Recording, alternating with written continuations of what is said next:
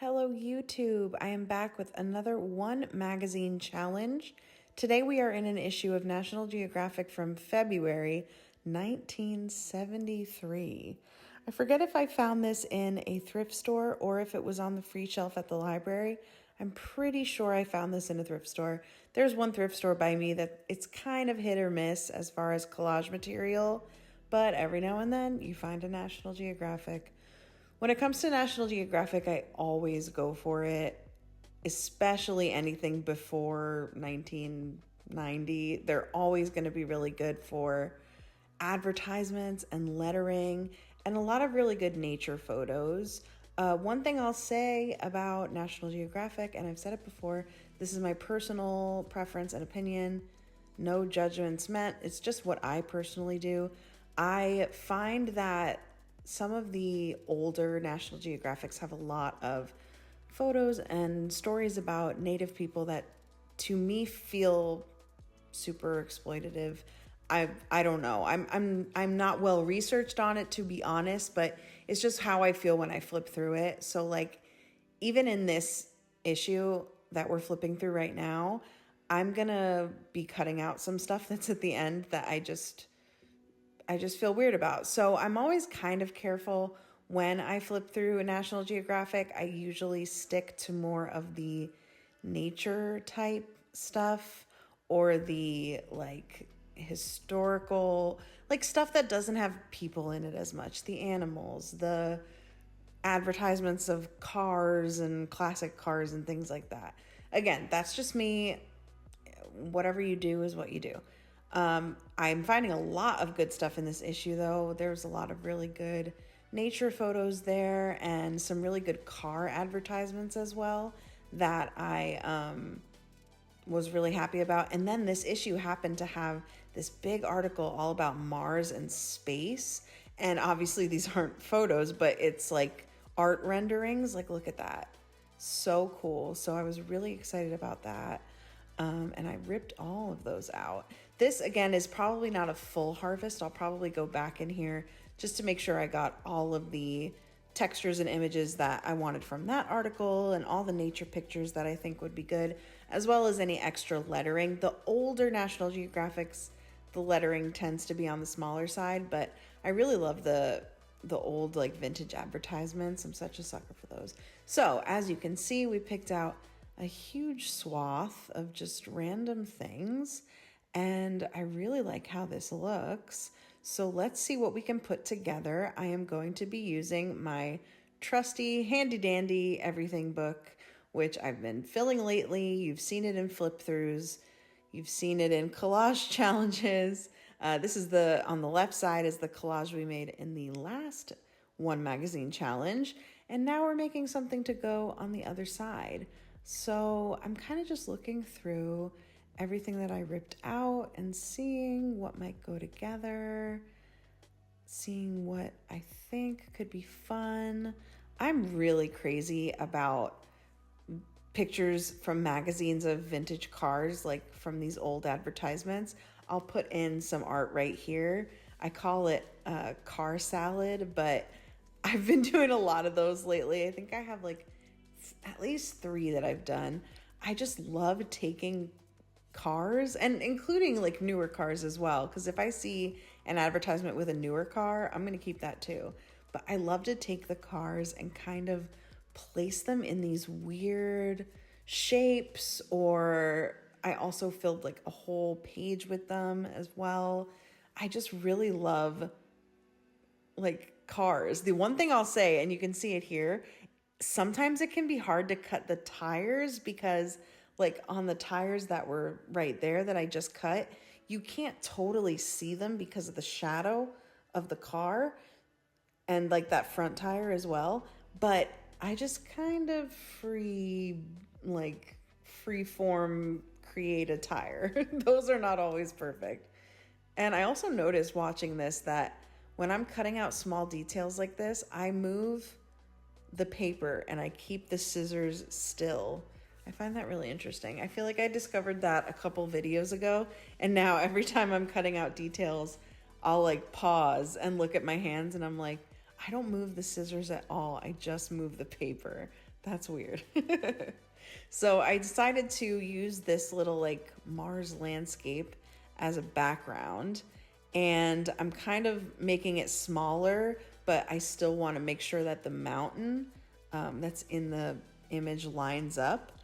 So the sky ends up being a bit different between the two pieces, but I actually kind of think it looks cool. Just kind of ripping to get it closer to exactly where I want it to be. And see, you can kind of measure and just kind of make it fit. So it does look like it's the same mountain, but just the sky's a little different overhead. But I kind of like that. I think it looks really cool.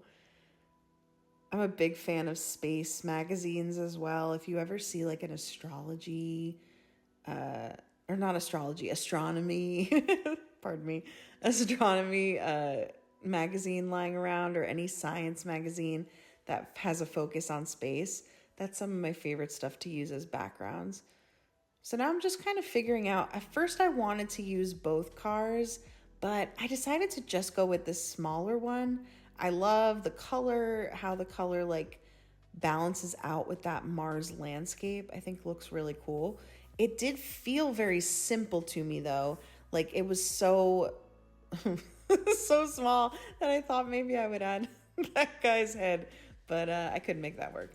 But I really did like how this looked, how it looks like the car is on the surface of this planet. And then I found this cool quote that says, maybe you'll agree, maybe you won't. And so I knew I wanted to put that in there. So I kind of measured that up. And yeah, I mean, that does look fine. But you'll see, I wanted to add one last little touch. And on this page was this satellite.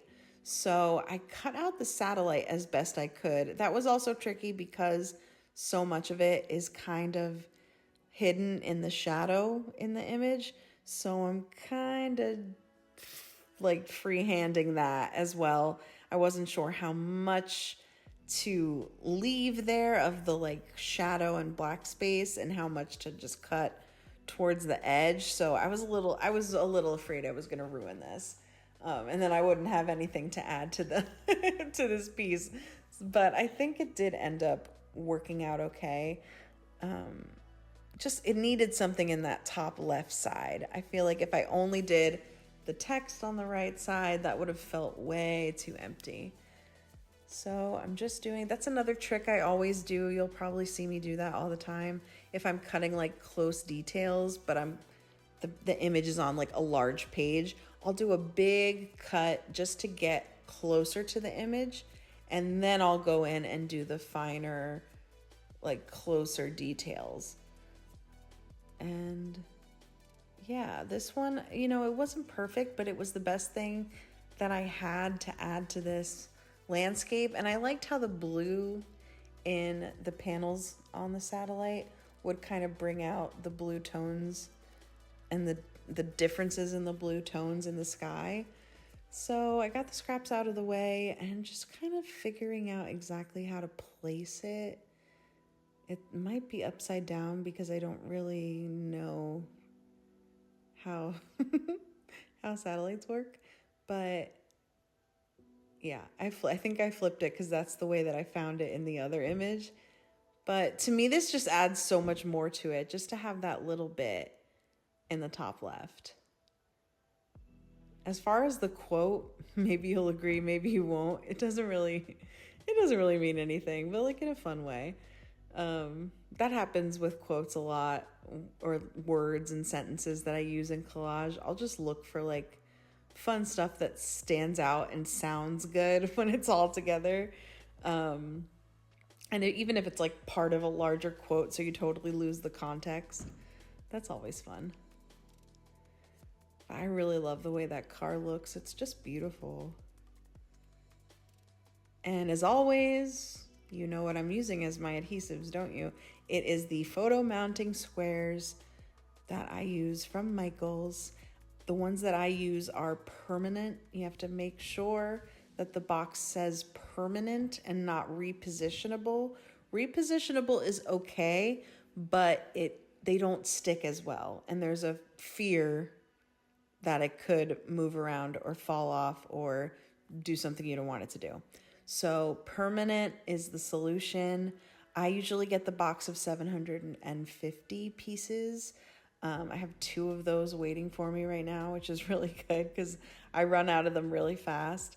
I have been trying to use some glue stick for smaller details, but I always end up back with the photo mounting squares. I have also used them from Scotch brand before, like Scotch tape.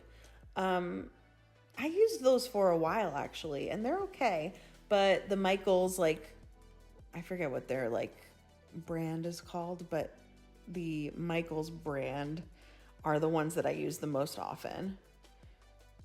And just placing that final piece, and now I just have to flip this over and add some of those mounting squares on the back so that we can get this in the journal. I like this page. It's simple, but I've been going pretty simple in my art sometimes lately.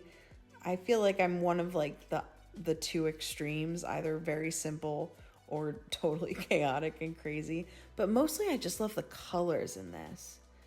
I feel like that turned out really, really cool. So there we are. That is the finished product, and I'm really happy with it. I hope that you like it too. I hope you liked watching this come together. I hope it inspires you. If you ever see a copy of National Geographic, no matter when it's from, grab it. That is a good collage harvest material without fail, because you can make something really cool like this. And I'm so happy that you joined me today for this one magazine challenge. I'll see you really soon, and I hope you have a great day. And subscribe if you're not subscribed. There's more to come. See you soon. Bye.